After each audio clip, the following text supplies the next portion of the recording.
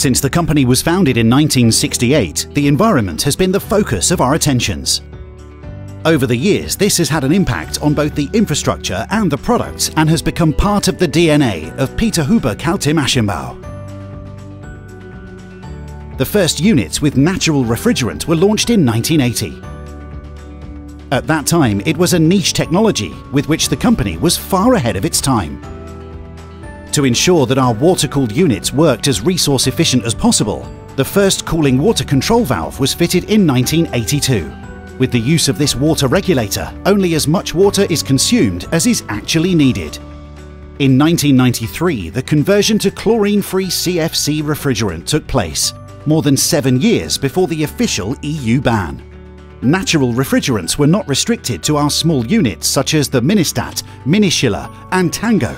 Since the 2000s, our larger units with a filling capacity greater than 150 grams have also used natural refrigerants, or refrigerant group A3 or UN number 3358. Another milestone in environmentally compatible refrigeration was the introduction of CO2 refrigerants. What is the difference between synthetic and natural refrigerants? Synthetic refrigerants are, as the name suggests, manufactured synthetically, i.e. in a chemical process. Unlike natural refrigerants, synthetically produced refrigerants often have a higher GWP and ODP value, which makes them partly responsible for the greenhouse effect.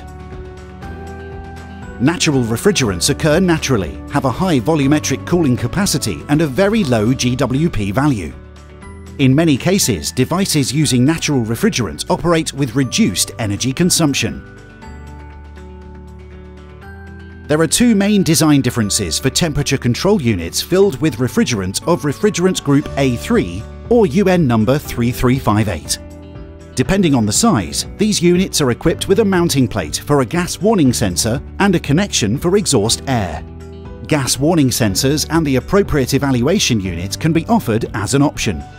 For the correct installation of the temperature control unit, the operator must take into account the respective national regulations.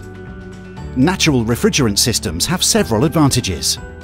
Due to low GWP, they are future-proof from regulations. They are environmentally friendly. They have smaller components and generally have lower energy consumption. They do not contain PFAS. They do not form TFA. For over 40 years, Huber has gained experience with natural refrigerants and is therefore always a good choice.